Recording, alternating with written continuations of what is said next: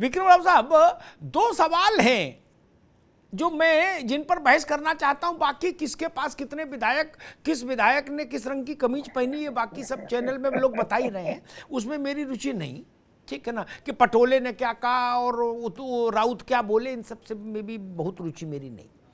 दो सवाल मुझे लगता है महत्वपूर्ण। एक, जिनके पास बहुमत नहीं वो छोड़ क्यों नहीं रहे, और जिनके पास बहुमत आ गया वो ताल ठोक क्यों नहीं रहे कि मेरे पास बहुमत आ गया, आप हटो, हमें बुलाया जाए।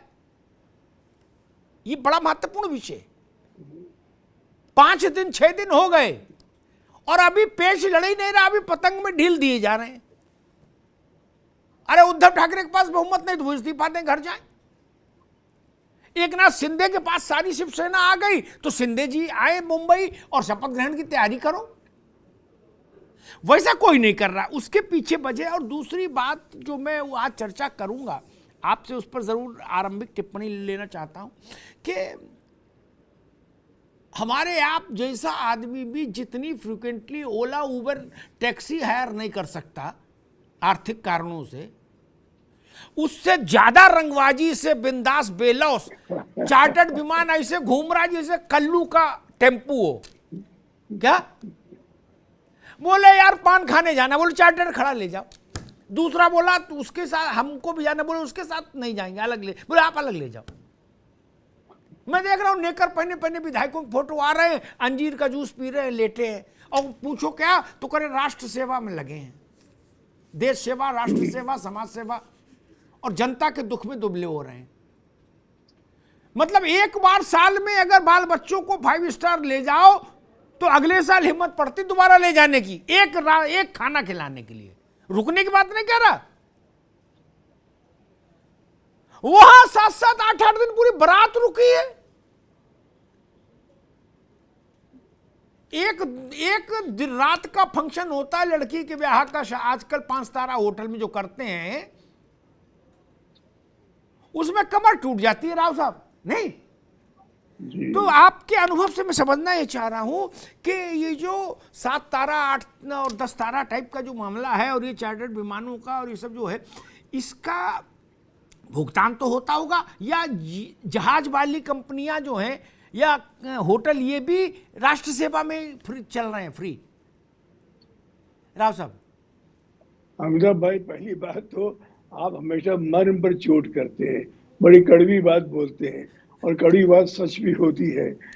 मुझे ये कहना है कि शिवसेना के इतिहास आप पढ़ चुके होंगे, मतलब देखा भी बम्बई में, ये पार्टी लोकतंत्र पे विश्वास करती ही नहीं है। अगर चुनाव आयोग न कहता है तो ये चुनाव कभी होता ही नहीं। इनके अध्यक्ष बाल ठाकरे का वो तो लिख के भेजा उन्होंने कि मैं आजीवन चुना गया हूँ, कोई लोकतंत्र नहीं है। तो जीवीजी कृष्णमूर्ति ने कहा इलेक्शन कमिश्नर ने, खत्म कर दूंगा पार्टी तुम्हारी, तब डर के मारे किया उन्होंने। फिर एक तो ये बात। दूसरा, हिंदुत्व के नाम पे जो पार्टी जीत के आई हो एक विकृत अवधारणा लेके, वो पार्टी आज हिंदुत्व को तलाक दे दे तो एकनाथ शिंदे क्यों खराब है भाई? वो चाहते हैं हिंदुत्व आए और भाजपा के साथ जाए। तो 2 लोगों की, मौसेरे भाइयों की लड़ाई आपस में हो गई है, तो किसको आप ब्लेम करेंगे, किसको आलोचना करेंगे?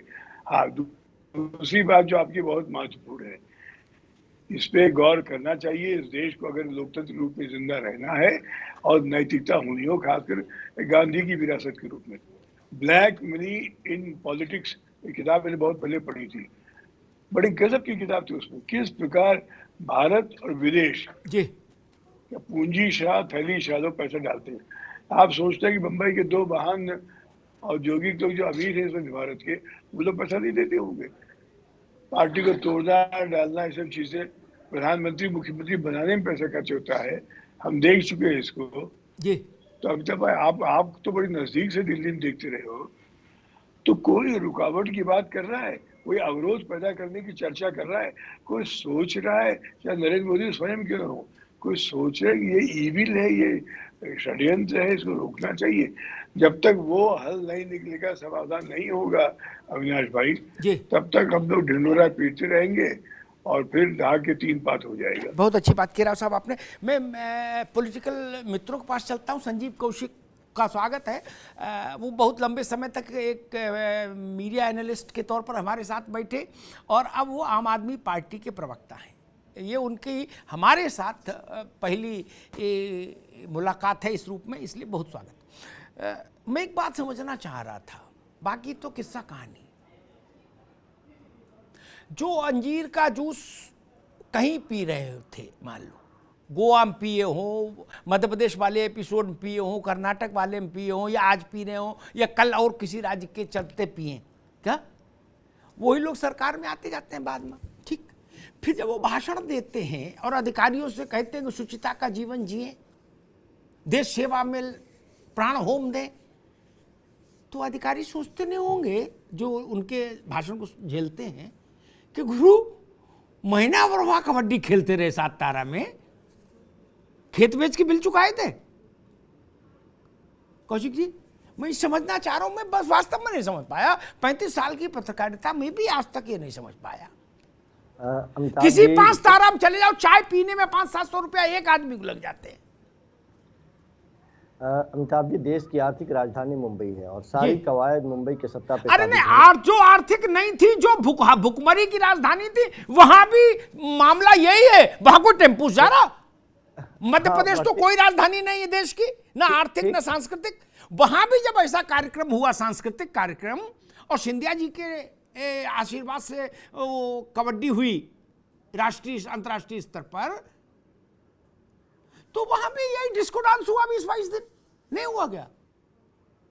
जी, मैं उसी पे आ रहा था। मैं सिर्फ ये कह रहा हूँ कि आर्थिक राजधानी होने के नाते भारतीय जनता पार्टी और शिवसेना का एक लंबा खासा अनुभव रहा है। दोनों एक साथ मिल करके राजनीति की है और एक साथ सत्ता में रहे भी हैं।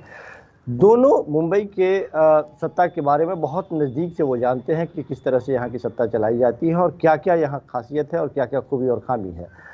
दुर्भाग्य से जिस तरह से दोनों ने मिल के चुनाव लड़ा और चुनाव लड़ने के बाद में जो नतीजे आए, एक ऐसा पेच उसमें फंसा जिसमें शिवसेना लगातार अपने मुख्यमंत्री की मांग करती रही और यही पेच आगे तक बढ़ता चला गया। नतीजा ये हुआ कि हम वैसे बेमेल गठबंधन को देख रहे थे जो कभी भी शायद हम लोगों के जहन में ये बात आई नहीं थी कि कांग्रेस और शिवसेना भी मिलकर सरकार बना सकती। कौशिक जी, मैं एक मिनट पहले मेरी इस बात की उत्सुकता का समाधान कर दो, फिर ये सब बताना गठबंधन कौन किसका। मैं पूछ रहा हूं, आप गए, आपने एक गिलास अंजीर का जूस पिया, 1500 रुपया 2000 रुपया, या उस कोई और चीज ले ली पे में, है 5-7 हजार रुपया का एक गिलास छोटा सा आया, क्या वो उसका पेमेंट कौन करता? ये मैं जानना चाह रहा हूं, बाकी कहानी बाद में। अमिताभ जी, ये जो देश सेवा का चिंतन होता है ऐसे होटलों में, गरीब के बारे में जो चिंतन होता है बैठक का, उसका पेमेंट कौन करता है, मैं समझना चाह रहा हूं। अमिताभ जी, सीधे अब आपके सवाल पे ही आ जाते हैं। वो बात करो, जनता वो ही समझेगी। इन बातों में क्या रखा के पटोले ने ये कहा और राउत ये बोले जी। अमिताभ जी, जहाँ पे ये होटल में रुके हैं, 40,000 रुपए एक कमरे का रेंट है और 80 कमरों का ये होटल है। 80 कमरों का होटल है और 5 सितारा की बात आप जो कह रहे हैं, निश्चित तौर पे ये वो लोग पैसे का वहन करते हैं जिन लोगों की दिलचस्पी सरकार बनाने और बिगाड़ने में होती है। ये वो लोग हैं या वो पैसे खर्च करने वाले लोग हैं जिनको ये इस बात का एहसास है कि यदि सत्ता बदलती है और हमारे लोग कुर्सी पर काबिज होते हैं तो ये सारी वसूली हो जाएगी। कोई अपने घर से लुटा के इस तरह की बात नहीं करता। हमें ये भी पता है कि जो लोग आज हिंदुत्व की बात कर रहे हैं, जो लोग ये बात कर रहे हैं कि नैतिकता के आधार पे जो सरकारें बनी थी वो गलत था और अब जो उनका अपना नेचर है उस नेचर के हिसाब से सरकार बननी चाहिए और शिवसेना की जो मूल स्वभाव है, प्रवृत्ति है, उसको भारतीय जनता पार्टी के साथ बनना चाहिए। लेकिन इसके जी कौशिक जी आएंगे आपके पास, लेकिन एक बात मैं जरूर कहूंगा कौशिक जी की पार्टी के लिए कि तमाम झंझावात झेले 20 विधायकों को मिश्रा जी की सरकार ने जेल करा दी, वो कुछ छूटे, कुछ हुए, मुकदमे खारिज हुए, लेकिन अरविंद केजरीवाल को इतना क्रेडिट तो जाता ही है कि उनकी पार्टी नहीं टूटी। ये 2-4 किरदार ढूंढे तो थे जो ऑपरेशन कर सकते थे, लेकिन केजरीवाल पर भगवान की कृपा कहो या उनकी बुद्धि कहो, वो चैतन्य हो गए वक्त से पहले और उन्होंने एमसील लगा दी, जहां जहां होल था वहां एमसील लगा दी। और भविष्य में भी इस बात की दावेदारी है कि भविष्य में भी इस तरह की नौबत नहीं आएगी और आपको ये देखने का शायद ही मौका मिले कि ना कि दिल्ली में तो होटलों की कमी भी नहीं, दिल्ली से गुड़गांव तक मजे मजाक, अगर आए भी तो कोई चिंता की बहुत बात नहीं, ये मैं कह रहा हूँ। तिवारी जी, आप सबसे पुरानी पार्टी के आदमी हैं, आपको खेल समझ आता होगा, ठीक? ये सब तो अभी नौसिखिया हैं क्या भाई? जब मैं पत्रकारिता में आया था तो भाजपा के पास चने मुरमुरे नहीं थे खाने को, इनके बड़े से बड़े नेता के साथ में बैठता था तो वो ग्लूकोज का बिस्कुट और चाय पिलाते थे, तब इतना नहीं था पैसा, ठीक? तो आप तो मतलब लेकिन पुराने जमींदार हैं, अंग्रेजों के जमाने के जेलर हैं, तो आप ये मार्गदर्शन करो, हम सबको इनलाइटन करो कि ये जो होता है कि जिससे हम लोग गए कि अभी आगरा जाना हो तो शताब्दी की टिकट कराना में भी समझ आता है, जोर पड़ता है, भाई पैसा लगता है क्या? आप लोग ऐसा फ्रीक्वेंटली जहाज लिए घूम रहे हो जैसे चमनगंज से पी रोड तक जाने के लिए ऑटो वो विक्रम टेम्पू ले रहे हैं। नहीं, लोग बताते हैं इसमें कई लाख रुपया लगते हैं जहाज अकेले उड़ाने ले जाओ तो अपना, नहीं निजी तौर पे। तो ये सब राष्ट्र सेवा में मिलता है या समाज सेवा में मिलता है, देश हित की में मिलता है, मतलब किस क्लॉज में मिलता है, ये समझना है तिवारी जी। देखिए अमिताभ जी, सबसे पहले तो मैं धन्यवाद देना चाहूंगा जी। कांग्रेस निश्चित तौर पे बहुत पुरानी पार्टी है, लेकिन आपकी इतनी 35 साल की पत्रकारिता में आप एक उदाहरण बताइए कि कांग्रेस ने कभी ऐसे हार्श ट्रेडिंग करके कहीं सरकार बनाई, कहीं एक उदाहरण बताइए कि हमने चार्टर्ड प्लेन से विधायकों को इस प्रदेश से प्रदेश किया है। आदम गोंडवी साहब हमारे अवध के बहुत बड़े कवि थे, आप जानते होंगे, उनकी एक लाइन थी कि काजू भुनी प्लेट में विस्की गिलास में उतरा है रामराज विधायक निवास में। तो गुवाहाटी में आसाम की स्थिति आज क्या है, आसाम में बाढ़ से लोग प्रभावित हैं, जहां एयरलिफ्ट कराना चाहिए वहां जो फंसे हैं उन लोगों को वहां एयरलिफ्ट कराया जा रहा है महाराष्ट्र के विधायकों को। तो दो चीजें होती हैं लोकतंत्र में। आप बहुत विद्वान आदमी हैं, मैं बड़े कदर करता हूं आपके व्यू की, आपके तर्कों की, आपकी समीक्षा की। राजनीति में दो चीजें होती है, एक ये होती है कि हम भी सरकार बनाएंगे, और भाजपा वालों का है कि हम ही सरकार बनाएंगे, सरकार जीत के चाहे जो आए। लेकिन उन्होंने जो नंगा खेल उन्होंने शुरू किया है कर्नाटक से लेके महाराष्ट्र तक, ये पैसा कहां से आ रहा है आप खुद बता रहे हैं। पैसा हार्स ट्रेडिंग का पैसा निश्चित रूप से भारतीय जनता पार्टी इसमें अप्रत्यक्ष रूप से शामिल है, वही लीड कर रही है।